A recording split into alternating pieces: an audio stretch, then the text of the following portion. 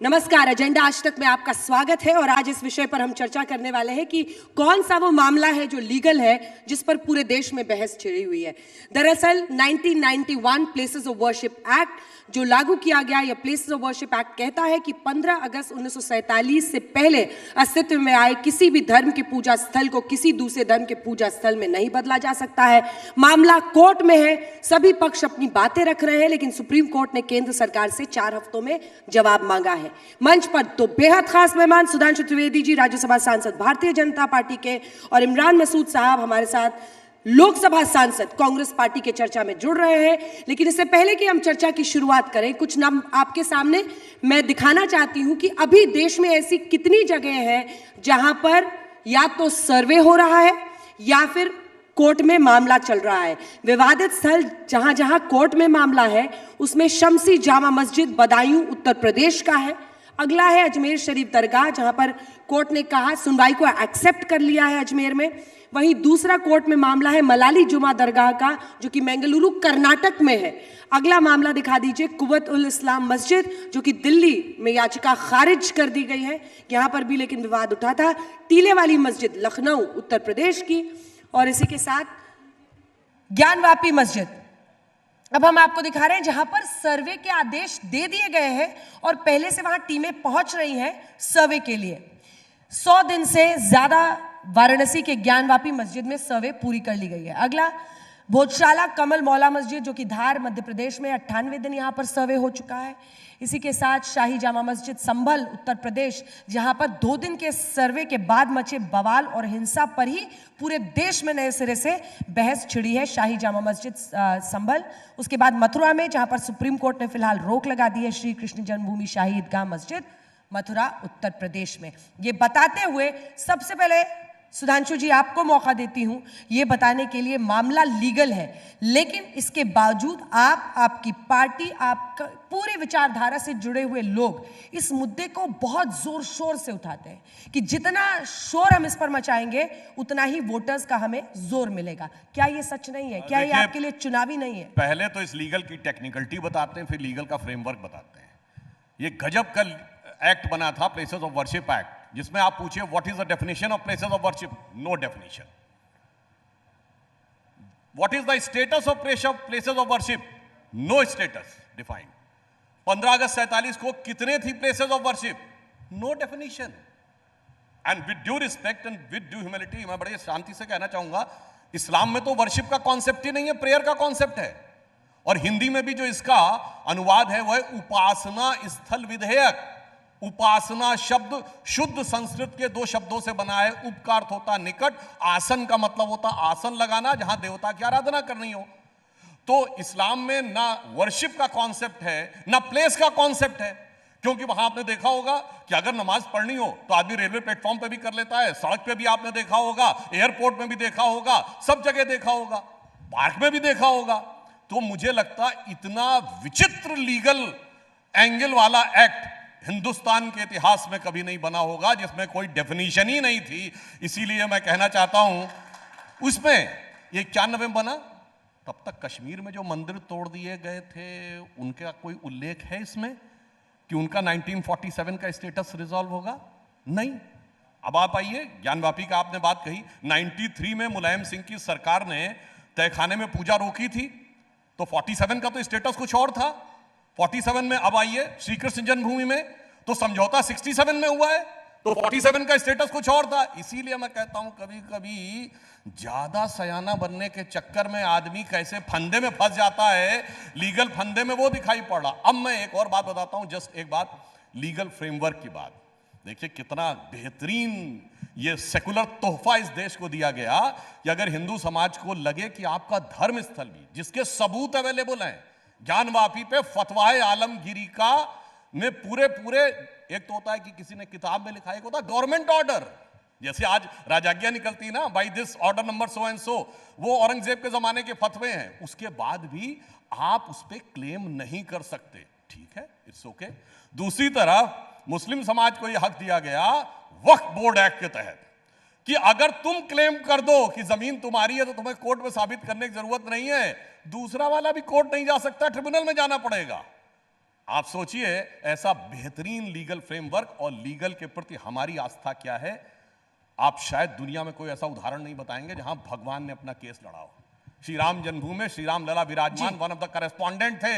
और मैं एक और बात कह दूं, ये मंदिर मस्जिद का विवाद लीगल होता है, जहां मस्जिदों का आपस में विवाद है एक लीगली सॉल्व होता हो तो बता दीजिए। सीधे धमाका होता है, चाहे पेशावर में हो, चाहे सीरिया में हो, चाहे इराक में हो, और चाहे हिंदुस्तान के चरारे शरीफ में हो।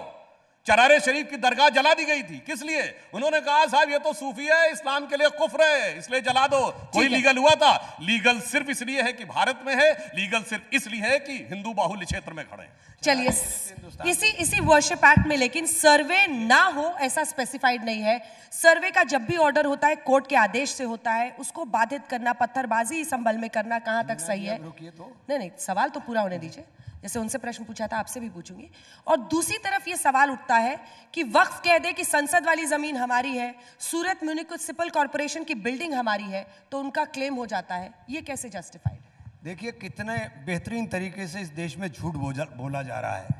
उसका कोई मैं उसका तोड़ ही नहीं समझ सकता हूं कि कितने बेहतरीन तरीके से झूठ प्रचार किया जा रहा है कि वक्फ किसी भी ज़मीन को घोषित कर देगा। मैंने कहा था कि हम पार्लियामेंट में नमाज पढ़ लेंगे तो कि पार्लियामेंट वक्फ थोड़ा ही हो जाएगा कि पार्लियामेंट में नमाज पढ़ ली, पार्लियामेंट वक्फ हो गया।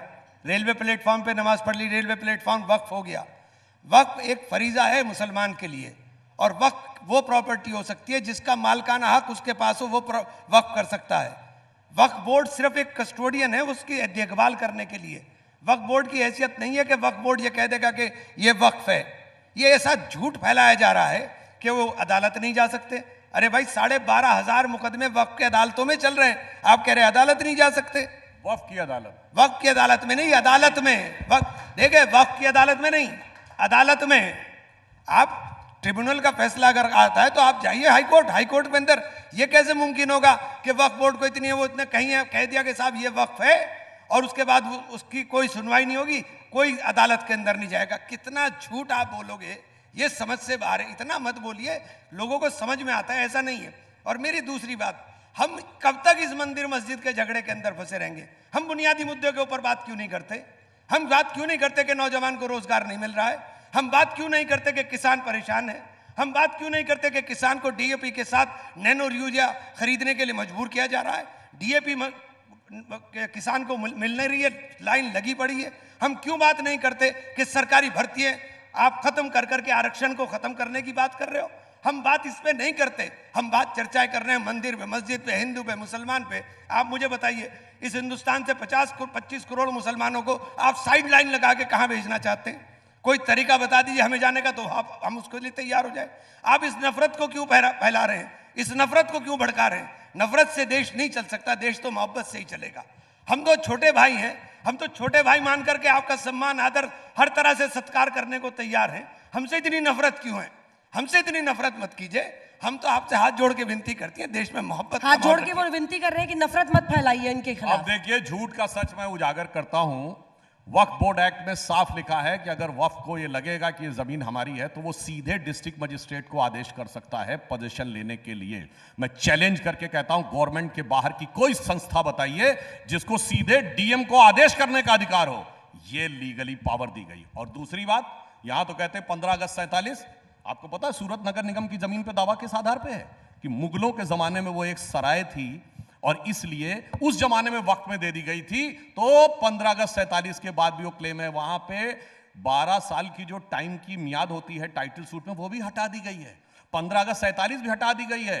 तमिलनाडु का तिरुचिरापल्ली का जो मंदिर जो 1500 साल पुराना है, जब तो इस्लाम तामील भी नहीं हुआ था, वो जानते हैं किस आधार पे? 1572 या 62 में अरकाट के नवाब ने वो दिया था। गजब है साहब, आप तो 400 450 साल। और मैं एक और बात पूछना चाहता हूं, ये जिस जमाने के अरकाट के नवाब मुगलों के जमाने की बात करते हैं, उस समय तो हिंदुस्तान में जजिया चलता था। उस समय हिंदुस्तान में जिम्मी का कॉन्सेप्ट था। उस गवर्नमेंट के फरमान को मानते हैं। और मैं एक और बात कहना चाहता हूं, हिंदुस्तान के हर मुगल बादशाह ने गाजी की उपाधि धारण की है। गाजी होता है जो कई हजार काफिरों को मारकर गाजी की उपाधि ली जाती है। काफिर मतलब हिंदू ही थे, इंक्लूडिंग अकबर। फतेहनामा चित्तौड़ में अकबर ने लिखा, मैंने 30,000 लोगों के सर पे खड़े होकर गाजी की उपाधि ली, आईने अकबरी में भी लिखा है, जहां से गाजी, कितना जहां झूठ जजिया, फैलाएंगे? जहां जिम्मी, सुधांशु जी उसका कितना लीगल झूठ फैलाओगे? आदेश ऐसे वैलिड नफरत मत है, फैलाओ भाई। और 15 अगस्त मैं के आपको बाद बता का दूं। लीगल आदेश वैलिड नहीं है। गजब का लीगल पर फ्रेमवर्क सुनिए है ना भाई सुधांशु साहब, जी, गजब का और एक और मैं बात कहना चाहता हूँ, हुजूर इतनी इन्होंने एक बड़ी अच्छी बात कही, एक मिनट। सांसद जी सुनिए तो, एक मिनट, ये इन्होंने वक्फ बड़ी- की मनमानी जो आप कह रहे हैं, ये वक्फ की मनमानी थोड़ा ना कोर्ट सुनेगा अगर आप प्लेसेस ऑफ वर्शिप एक्ट पर दलील क्योंकि देने इनिशियल जाएंगे। स्टेज पे कहा गया पहले आपको ट्रिब्यूनल में जाना पड़ेगा। और होता क्या है, जब आप किसी गरीब आदमी को बुलाते हैं, जिस बेचारे ने कभी अदालत तो छोड़िए, उसने कचहरी नहीं देखी तहसीलदार की, उसको ट्रिब्यूनल ने बुला के आप अगेंस्ट में जजमेंट कर देते हैं, फिर कहते हैं हाई कोर्ट जाओ, तो ये कहना है आप बहुत आसान है एयर कंडीशन कमरे में बैठ के उसके ऊपर क्या गुजरती है वो उसको अच्छी तरीके से पता होता। और दूसरी बात, इन्होंने एक बड़ी अच्छी बात कही कि मुद्दे की बात क्यों नहीं करते।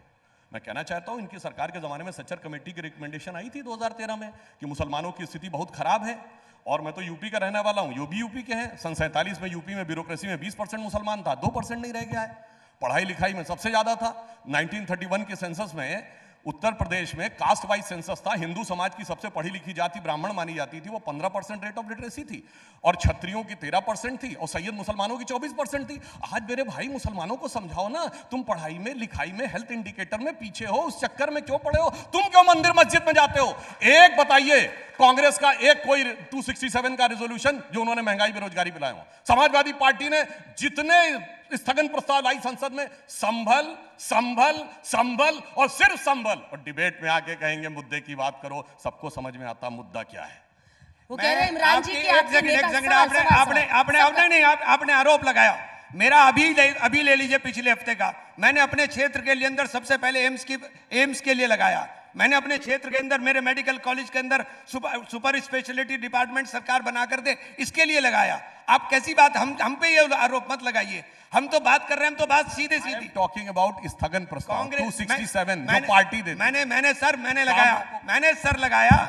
सर लगाया। और संभल का जहां तक सवाल है, संभल में 5 लोगों को मारा गया, हमारी जान की कोई कीमत नहीं, कोई किसी भी तरह मार देगा, हमारी जान की कोई कीमत नहीं।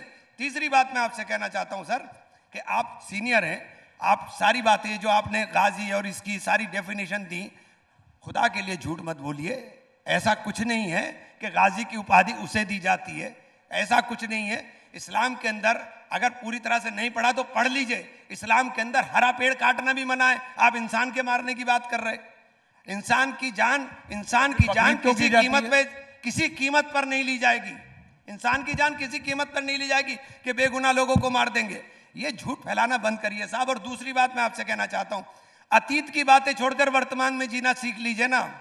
हम तो कह रहे हैं, हाथ जोड़कर विनती कर रहे हैं, भाई हम छोटे हैं, आप बड़े हो, आप बड़े बन करके हमारे सर के ऊपर शफकत का अपना हाथ तो रख करके देखो कि हम मोहब्बत के साथ आपके साथ कैसे रहेंगे। हम तो आपसे हाथ जोड़कर विनती कर रहे हैं कि देश के अंदर नफरत की बजाय मोहब्बत का माहौल पैदा कीजिए। हम तो ये बात कह रहे हैं कि आप इन तमाम चीजों पे जिनके ऊपर आप इतना हंगामा बर्पा किए हुए देश के अंदर, इन बातों को छोड़ करके हम लोग आपस में मिल करके मोहब्बत के साथ चलने का काम करें। जो हमारा देश का, हमारी साझा संस्कृति सदियों से रहते हुए हैं, उस संस्कृति को हम लोग जिंदा करने का काम करें। इनका मोहब्बत कबूल कीजिए। देखिए, झूठ शब्द का प्रयोग ऐसे झूठ तरीके से नहीं करना चाहिए। मैंने सोर्स कोट किया है, फतेहनामा चित्तौड़ 1576, अकबर ने कहा है 30,000 लोगों के सर पे खड़े होकर मैंने गाजी की उपाधि ली है। और सुनिए, मैंने फतवा आलमगीरी को कोट किया है। और सुनिए, बाबर ने 1526 में जीता है इब्राहिम लोदी को, मगर गाजी की उपाधि नहीं ली। 1527 में खानवा की लड़ाई में राणा सांगा की फौज को कत्ल करने के बाद गाजी को उपाधि। इतना झूठ बोल के मत बनिए, मैंने सोर्सेस कोट किए हैं। सिर्फ काफिरों को मारकर ही गाजी की उपाधि ली जाती थी, और गाजीउद्दीन हैदर और फलाने गाजी, ये सारे के सारे उदाहरण हैं, और वो उदाहरण भरा पड़ा है। और फिर चलिए ना हमारी ना आपकी, मैं दर्शकों से कहता हूं जाके चेक करिए, दुनिया में एक ऑथेंटिक रिसर्च हुई है कि जितने मैसेकर्स हुए हैं पिछले 2000 सालों में, उसके बारे में एक प्रोफेसर R.G. रमल है, अमेरिका की हवाई यूनिवर्सिटी के, और उन्होंने ये कहा है कि पिछले 2000 सालों में गवर्नमेंट्स के द्वारा मारे गए लोगों का आंकड़ा 1 अरब 40 करोड़ के आसपास है। अब इंपॉर्टेंट बात उन्होंने क्या लिखी है, सिर्फ भारत एक ऐसा देश है जहां 13वीं शताब्दी से पहले मैसेकर का उल्लेख नहीं मिलता है, with an exception of Kalinga, जिसमें कुछ हजार लोग मारे गए थे। अब 13वीं शताब्दी के बाद हिंदुस्तान में क्या हुआ था, यह भली भांति समझा जा सकता है। अब वो कहने वाला न इंडियन है और वो संघी भाजपाई तो बिल्कुल नहीं है, ये बात को अच्छी तरह, इसीलिए मैं फैक्ट कोट करके बोलता हूं। 2024 में आ जाए मत बोला करिए सुधांशु जी, 24 में आ जाए, 2024 में। 24 में तो बात कर रहे हैं। 24 में बात यह है कि संभल की जिसको आप मस्जिद कहते हैं वो एएसआई प्रोटेक्टेड मॉन्यूमेंट है। अब बताइए, एएसआई प्रोटेक्टेड मॉन्यूमेंट में एएसआई नहीं जा सकती। इनकी सरकारों ने उसको रिलीजियस कैरेक्टर में तब्दील कर दिया। 1947 में संभल का कैरेक्टर आर्कियोलॉजिकल सर्वे का प्रोटेक्टेड मॉन्यूमेंट है, तो प्लेसेस ऑफ वर्शिप एक्ट में कवर नहीं होता है, प्योरली लीगल बात है। मगर क्या करें, हर चीज को लेकर लीगल तो किनारे रखना है और वो एक दूसरा एंगल है उसको आगे रखना। 1800 इनकी बात, सॉरी आई एम सॉरी, मैं उनसे भी पूछूं, आपसे भी पूछूंगी प्लीज सर। अब मॉडरेटर ऐसे थोड़ी लड़ाई, नहीं तो आप बैठ के कर लीजिए लड़ाई यहाँ पे। मेरा सवाल आपसे ये है कि एएसआई प्रोटेक्टेड मॉन्यूमेंट, वहां पर एएसआई कोर्ट के ऑर्डर से सर्वे के लिए जाए और वहां पर पत्थरबाजी हो जाए, क्या आपको नहीं लगता है कि ये गलत है? पहले का सवाल रखिए, जो आपने कहा कि वो आप उनकी बात का जवाब जरूर दीजिएगा। हाँ। लेकिन इसके साथ मेरा प्रश्न ये है आपसे, वहां पर रेलिंग्स लगा दी गई हैं, स्टील की रेलिंग्स, एएसआई प्रोटेक्टेड मॉन्यूमेंट्स में रेलिंग कैसे ऐड की जा सकती है? क्योंकि वहां पर तो मतलब ये गैर कानूनी है, कुछ भी कंस्ट्रक्शन करना एएसआई प्रोटेक्टेड मॉन्यूमेंट में गैर कानूनी। एएसआई की स्थापना हुई 1872 में। 1904 से एएसआई ने प्रोटेक्शन का काम स्टार्ट किया और वो मस्जिद है उससे 300 साल पुरानी। वो मस्जिद बनाई गई थी नमाज के लिए। अब एएसआई तय करेगा कि हम उसमें कितने वक्त की नमाज पढ़ें और कहां वजू करें और कहां पानी पिएं और कहां क्या करें, ये काम एएसआई तय करेगा। ये तो सबसे पहला जवाब तो मेरा आपके जो आपने कहा उसके लिए। एएसआई की प्रॉपर्टी नहीं है, एएसआई को उसका प्रोटेक्टर बनाया गया कि वो प्रोटेक्ट करेंगे। एएसआई की प्रॉपर्टी नहीं है, एएसआई को प्रोटेक्टर बनाया गया, वो प्रोटेक्ट करेंगे। एएसआई ने मालिकाना हक बताना शुरू कर दिया कि हम मालिक हैं। आपने कहा एएसआई के लिए कि साहब एएसआई का मूवमेंट था और वहां रेलिंग लगा दी, हो सकता है जब रेलिंग लग रही थी तब एएसआई कहां से हो रही थी। दूसरी बात, संभल मस्जिद के अंदर विवाद हुआ, पहले ही दिन सर्वे एप्लीकेशन जाती है, उसी दिन सर्वे का आदेश होता है, उसी दिन सर्वे टीम पहुंच जाती है, कुछ नहीं होता है वहां पर, सर्वे होकर चला जाता है। जब देखा कि कुछ नहीं हुआ तो उसके बाद फिर दोबारा टीम जाती है। टीम के साथ इतने लोग कहां से आ गए जो मस्जिद में नारेबाजी शुरू हो गई। आपके वकील जो वहां पे गए थे उनको ने मैंने लाइव टीवी पर बोलते हुए देखा कि वो जो वीडियो वायरल हो रहा है जिसमें भीड़ के साथ वो आ रहे हैं, वो आते हुए वीडियो है।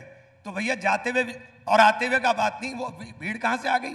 आप हाल क्या हो गया हमारा देश में। मैं इसीलिए हाथ जोड़ के विनती करता हूं कि मुसलमान का हाल ये हो गया, घर में रहे तो दंगाई मार दे और बाहर निकले तो पुलिस मार दे। हम करें क्या, आप बता दीजिए क्या करें। हमारी स्थिति क्या करना चाहते हैं आप 25 करोड़ लोगों को इस देश के अंदर अलग थलग कैसे कर सकते हो। दुनिया की दूसरे नंबर की आबादी मुसलमान की हिंदुस्तान में रहती है और बहैसियत मुसलमान यहां खड़े होकर कह रहा हूं, गर्व के साथ कह रहा हूं कि मैं मुसलमान हूं और दुनिया के अंदर सबसे ज्यादा सुरक्षित हिंदुस्तान में हूं और सबसे ज्यादा सुखी हिंदुस्तान में हूं। मैं मुसलमान होकर कह रहा हूं। लेकिन आपसे विनती कर रहा हूं, मोहब्बत की बात कर लीजिए, नफरत छोड़ दीजिए, अतीत की बातें छोड़िए, वर्तमान में आइए, वर्तमान की बातें करिए। मोहब्बत की बात करिए वो कह रहे हैं। और अभी भी संभल में चट ऑर्डर, चट आदेश, कह रहे पूरी पुलिस की लाइन पहले से खड़ी थी कि सर्वे के लिए आइए, पधारिए। देखिए, बोलते बोलते कैसे आधा सच जुबान पे आता है और कैसे दिल की आरजू जुबान पे आती है। पहले इन्होंने कहा वो तो सिर्फ एएसआई ने प्रोटेक्ट किया था, यानी आधा सच तो मान लिया। फिर आगे क्या बोला, कौन होता है एएसआई तय करने वाला। अगर हमारी मस्जिद थी, ये दिल की आरजू जुबान पे आ ही गई। करोड़ों दर्शकों से कहता हूं, कान खोल के सुनिए। ये सेकुलरिज्म के सूरमा आपको ये समझाना चाहते हैं, जो एक तरफ कहा जाता है कौन होता और कहते 300 साल पहले वहां मस्जिद थी। तो भाई आप अपनी चॉइस से टाइम सर्किल में पीछे नहीं जाएंगे। फिर तो 3000 साल पहले क्या था ये भी देखा जाएगा। क्यों डरते हो मेरे भाई सर्वे से। और आपने बिल्कुल सही कहा, हम मुसलमानों के लिए कोई बुरा नहीं कर रहे हैं। आप तो वेस्टर्न यूपी के रहने वाले हैं। यही यूपी जब तक ये 1976 में ये देश सेकुलर नहीं बना था तो मुसलमानों की पहचान कौन थे। शकील बदायूनी, जिगर मुरादाबादी, जोश मलियावादी, मजरूर सुल्तानपुरी, बड़े बड़े शायर और बड़े बड़े फनकार यूपी में, कैफी आजमी, अकबर इलाहाबादी, उस्ताद बिस्मिल्लाह खां, उस्ताद बड़े गुलाम अली खां। बोलिए आज कौन पहचान हो गया। हमने पहचान नहीं बनाई, आपने अपनी पहचान जोड़ी। जाकिर नायक, इशरत जहां, याकूब मेनन, बुरहान वानी, इनके साथ जोड़ी है साहब, हमने नहीं जोड़ी है। आपके एक से एक आलिम फाजिल लोग हुए हैं हिंदुस्तान में, मगर अफसोस है कि सेकुलर सियासत ने एक पेंट कर दिया कि मुसलमान के साथ सिर्फ अपराधी और आतंकवादी को जोड़ेंगे, कलाकार और फनकार को नहीं जोड़ेंगे। मैं आज 2024 की बात करता हूं। आज बताइए, हमने केरल में आरिफ मोहम्मद खान साहब को गवर्नर बना रखा है। मैं चैलेंज करके कहता हूं, उनसे बड़ा आलिम फाजिल मुसलमान पॉलिटिकल क्लास में नहीं हो सकता। उलेमा इकराम की बात नहीं कर रहा हूं, कोई उनसे बहस करके देख ले किसी मुद्दे के ऊपर, चाहे कुरान के ऊपर, चाहे हदीस के ऊपर, उसके जैसे व्यक्ति को आप अपना नहीं मानते। हमने डॉक्टर कलाम को राष्ट्रपति बनाया, उनसे बड़ा साइंटिस्ट पिछले कई सौ सालों में आलमे इस्लाम में नहीं पैदा हुआ, बैतुल हिकमत जो बगदाद थी उसके बाद, मगर उसको ये अपना नहीं मानते। समस्या ये है कि आप जहनियत सोचिए, आप जहनियत काबिलियत की बजाय जब से दहशत की तरफ जोड़ ले गए हैं, वहां समस्या है, हिंदू मुसलमान की समस्या नहीं। 3000 साल, एक छोटा सा सवाल, 3000 साल पहले क्या था हमें जानना है, जानकर क्या करिएगा? सर्वे क्या चिंगारी नहीं है? जब प्लेसेस ऑफ वर्शिप एक्ट ये कहता है, अयोध्या के फैसले के बाद कह दिया गया कि धार्मिक कैरेक्टर आप नहीं बदल सकते, तो सर्वे में ये जानकर ही कि वहां पहले मंदिर था, आप क्या कर लीजिएगा? बहुत अच्छी बात है, तो फिर सारी चीजों पे 15 अगस्त 47 आ जाए, ये क्या है? मतलब एक पे तो 400 साल पहले जा सकते, दूसरा और दूसरा कैरेक्टर जानने से बदलिए ना पार्लियामेंट। मैं बता रहा हूं, कैरेक्टर जानने से डर क्या लगता है? देखिए, उससे होता क्या है कि आप भले ही ना कर पाए, दिख जाता है कि हकीकत क्या थी, दिख जाता है कि न्याय और न्याय क्या था। ऑन द लाइटर नोट, जो मैं पहले भी बोल चुका हूं, कोई भी सर्वे जमीन के अंदर का हो या आपके शरीर का डीएनए का हो, घबराहट इस बात पे होती है कि जब डिटेल में जाएंगे तो अमर, अकबर, एंथोनी, तीनों का बाप किशन लाल निकल आएगा, जो आपकी असलियत और वजूद पे सवालिया निशान खड़ा कर देगा, और जिसकी वजह से तमाम मौलवी लोग जो आपको भड़काते हैं वो भड़का नहीं पाएंगे, और असली, सुनिए एक लाइन सर, असली भाईचारा आ जाएगा।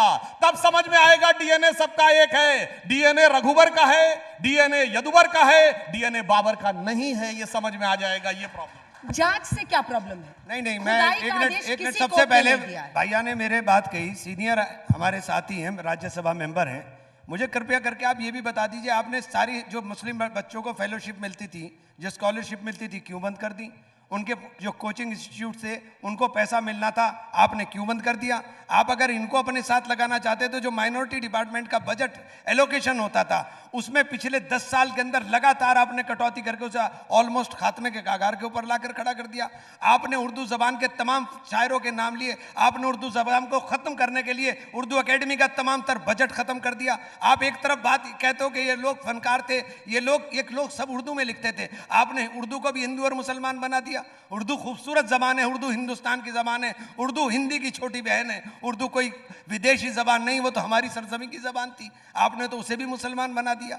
हम इस हिंदू मुसलमान की नफरत को मिटा करके हमारा साझा संस्कृति, साझा विरासत जो थी, हम उसे जिंदा रखना चाहते हैं। हम आप हाथ जोड़ के आपसे विनती करते हैं कि देश के अंदर नफरत बोना बंद कीजिए, देश के अंदर नफरत मत बोइए, देश के अंदर आप बुनियादी मुद्दों पे, आप सरकार के अंदर है, आपके सरकार में रहते हुए कैसे खतरे के अंदर आ जाएगा धर्म, वही समझ में नहीं आता।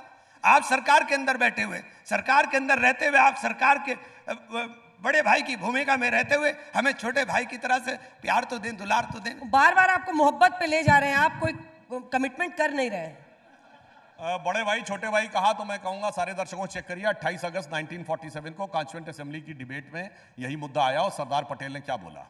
ये मोहम्मद इस्माइल मुस्लिम लीग के जो मेंबर थे, और ये वही मुस्लिम लीग थी जो जिन्ना ने बनाई थी, जिसका नाम बदल के मार्च 48 में इंडियन यूनियन मुस्लिम लीग कर दिया गया, क्यों यही मोहम्मद इस्माइल जिन्ना की मुस्लिम लीग के साउथ इंडिया के चीफ थे, पीजे पोकर साहब बहादुर और मोहम्मद इस्माइल, जिन्हें कायदे मिल्लत कहा जाता था। उन्होंने कहा कि हम छोटे भाई हैं, हमें आपका प्यार चाहिए। तो सरदार पटेल ने सबसे तल्ख लहजे में जवाब दिया था, ये छोटे भाई बड़े भाई की बात अब मत करिए, आपको जो लेना था आपने ले लिया। और ये बात मैं एलानिया कह रहा हूं, 3 जनवरी 1948 को कलकत्ता में सरदार पटेल ने बोला है, और यह भी एक फैक्ट है कि पाकिस्तान के मुसलमानों ने नहीं बनाया था, भारत के मुसलमानों ने बनाया था। पाकिस्तान के इलाके में ज्यादातर में कांग्रेस जीती थी, मुस्लिम लीग को कहीं मेजॉरिटी नहीं मिली थी। मोहम्मद अली जिन्ना मुंबई से चुन के गए थे, ढाका पेशावर या वहां से चुन के नहीं गए थे। तो उन्होंने कहा, अब आगे बोला, सुनिए, सरदार पटेल ने कहा अब जो हो गया सो हो गया, मैं नहीं मानता कि तुम्हारा एक दिन में दिल बदल गया, मगर जो हो गया सो हो गया, उसे भूल जाओ।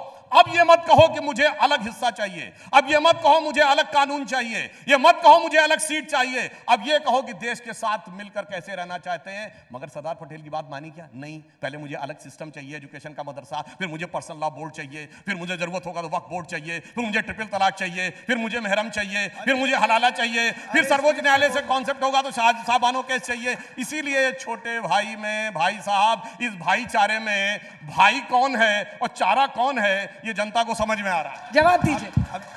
सबसे पहले आपकी जानकारी के लिए बता दूं कि मुस्लिम लीग आपकी दोस्त थी, हमारी दोस्त नहीं थी। मुस्लिम लीग अब सुनिए ना, अब आप सुनिए साहब, मुस्लिम लीग आपकी दोस्त थी। मुस्लिम लीग ने पहले बंटवारे का रास्ता मुस्लिम लीग ने इख्तियार किया। मुस्लिम लीग की सरकार के अंदर मंत्री श्यामा प्रसाद मुखर्जी बंगाल के अंदर थे। मुस्लिम लीग के साथ सिंध के अंदर भगवान दास मुख्यमंत्री बनकर के सरकार आप चला रहे थे। मुस्लिम लीग आपकी सहयोगी थी। आप इतिहास, AK फजलुल हक की सरकार थी, आप इतिहास नहीं मिटा सकते।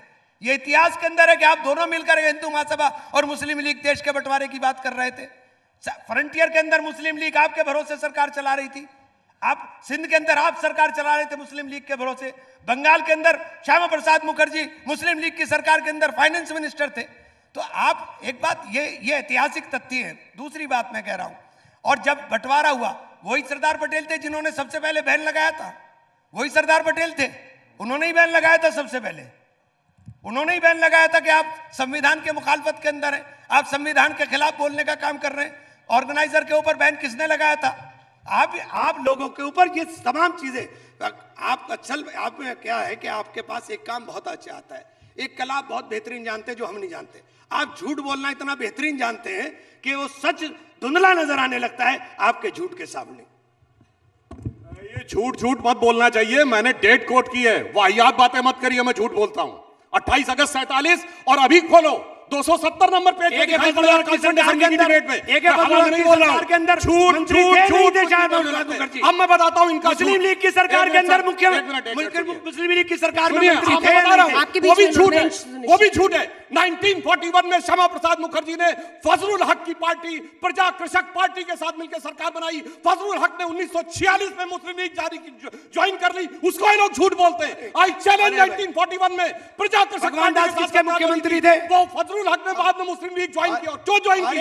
अब सुनिए, फजलुल हक फिर भी उदारवादी मुस्लिम था, मगर कांग्रेसियों को जब लगा कि सिर्फ जिन्ना ही जिन्ना की जय जयकार करते चले जा रहे हैं, सही बात चले गए। हम इसीलिए मैं बंटवारे के खिलाफ थे, बंटवारे के खिलाफ थे। नहीं, और मैं दूसरी बात कहता हूं, हम बंटवारे के खिलाफ थे, आप बंटवारे के साथ थे। हम बंटवारे के खिलाफ थे। कांग्रेस किसी सूरत में बंटवारा नहीं चाहती थी, बंटवारे के खिलाफ थे। ए भाई, 26 अप्रैल 1946 को बंटवारे का प्रस्ताव अपनी कार्य समिति में पास करने वाली कांग्रेस बंटवारे के खिलाफ थी। गजब का झूठ लोगों ने। अरे बात अरे भैया ऐसा मत बोलो, अरे ऐसा मत बोलो। मुस्लिम लीग और आप मिलकर के दोनों खेल खेल रहे थे सर। 4 जून, अरे मुस्लिम लीग के साथ मिलकर के खेल आप खेल रहे थे, हम पे सवाल कर रहे हो भैया। अरे भाई, मुस्लिम लीग किसके साथ थी? जिन्ना किस पार्टी का था? पहले जिन्ना किसके साथ थी? कांग्रेस का था ना। कांग्रेस का था। मुस्लिम लीग जब जिन्ना ने शुरू करी है, अब सुनिए, एक और 1940 के अंदर पहला अधिवेशन के अंदर जिन्ना ने जब प्रस्ताव पास किया, उससे पहले शांत फैक्ट सर, 2 सितंबर 46 को जब मुझे पार्लियामेंट जाना, मैंने मुस्लिम लीग को इनवाइट किया कि हमारी सरकार में आके ज्वाइन करिए। नहीं, आप नेहरू ने इंटरिम सरकार में मुस्लिम लीग को इनवाइट किया। झूठ को इससे ज्यादा सुनने की मेरे में हिम्मत नहीं है। धन्यवाद सर, बहुत बहुत शुक्रिया मुझे पार्लियामेंट जाना। चलिए, इसी के साथ दोनों सांसदों का तालियों के साथ अभिनंदन।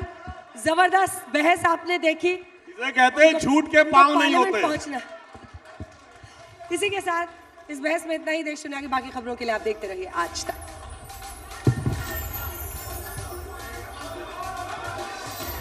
और सुनना इनको। अच्छा, 1.5 मिनट है भाई, 1.5 मिनट है, आप अपनी बात और कह दीजिए।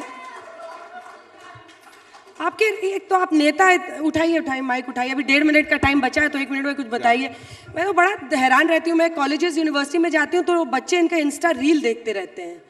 तो आपका जो ये परव्यू है ना, डिबेट खत्म हो गई। आज की डेट में ये झूठ कहना और 2 मिनट में आदमी चेक कर सकता है कि जो बोला जा रहा है या सही है नहीं। अब मैं फिर बोल रहा हूं ये फतवाए आलमगिरी ट्रांसलेटेड बाय यदुनाथ सरकार, पेज नंबर 85 से लेके 100 के बीच में इंग्लिश ट्रांसलेशन में पढ़ लीजिएगा। सब लिखा है कैसे कैसे मंदिर के डिस्ट्रक्शन के ऑर्डर हुए। अब उसके बाद आज समस्या जानते हैं क्या है? आप कहते हैं आप इतिहास भूल जाओ, ठीक है हम भूल जाएं, और आप आके टीवी पे कहेंगे रहमतुल्लाह अल सलेह औरंगजेब अलाउद्दीन खिलजी रहमतुल्लाह अल सलेह, भैया आप भी भूलो ना। अब आज की डेट में कोई ये कहे कि नाजीज ने मैसेकर किया यहूदियों का, तो अब कोई ये कहे कि देखिए आज जर्मन और यहूदियों के भाईचारे का आधार ये होगा कि नाजी ये कहेंगे कि Hermann Goering, Rudolf Hess, Adolf Hitler और रुडोल्फ आइकमैन मेरे हीरो हैं, और वो कहेगा हमने बहुत सही किया था कि हजारों को मारा था, पर इनको स्वीकार करो, ये है, ये समस्या है। सुप्रीम कोर्ट ने जवाब मांगा है, जवाब दिया जाएगा। केंद्र क्या कहे? और बेहतरीन जवाब दिया जाएगा, आप बिल्कुल आश्वस्त रहिए। क्या? और टेक्निकल जवाब दिया जाएगा। और मेरा यह भी मानना है यदि माननीय सुप्रीम कोर्ट इस विषय पे विचार करेगा, और मैं मतलब कोई वकील नहीं हूं, पर ये फूड फॉर थॉट दे रहा हूं कि इसमें वर्शिप उस किस रिलीजन में है पहले तय हो जाए, प्लेसेस ऑफ वर्शिप की डेफिनेशन तय हो जाए, 15 अगस्त को प्लेसेस ऑफ वर्शिप के स्टेटस की डेफिनेशन तय हो जाए, 15 अगस्त 47 को प्लेसेस ऑफ वर्शिप का नंबर तय हो जाए, तब तो बात का मतलब है, वरना तो ये हवाई बात हो गई। तो जहां से शुरू हुए थे वहीं खत्म हुए हैं, मामला लीगल है, फैसला अदालत से ही होगा। पार्टियां अपने वैसे मैं लास्ट में एक लाइन और कह दूं, जब से लोगों को तकलीफ होती है कि डेवलपमेंट नहीं हो रहा है, आपको ध्यान हो 70 और 80 के दशक में इंडिया की ग्रोथ रेट क्या थी? 1.8 to 2%। अब सोचिए हमें कितना इंफीरियरिटी कॉम्प्लेक्स दिमाग में भरा जाता, कहा जाता 2% हिंदू ग्रोथ रेट है। मैं हिंदू से उसका क्या लेना देना था? पर जो लोग कहते हैं उनको हिंदू समझ में आता, हिंदू तो नहीं, तो 2% की ग्रोथ रेट और एवरेज 10-12% की इन्फ्लेशन रेट, ये थी हिंदू डेवलपमेंट। और आज जब क्रिस्टीना जॉर्जिएवा IMF की चीफ कहती है कि वर्ल्ड की सारी फास्टेस्ट ग्रोइंग इकोनॉमी में, बड़ी इकोनॉमी में फास्टेस्ट ग्रोइंग इंडिया है और 15% कंट्रीब्यूशन के साथ वर्ल्ड में ग्रोथ करने वाला है, यह है हिंदुत्व का डेवलपमेंट मॉडल। बहुत बहुत धन्यवाद आपका।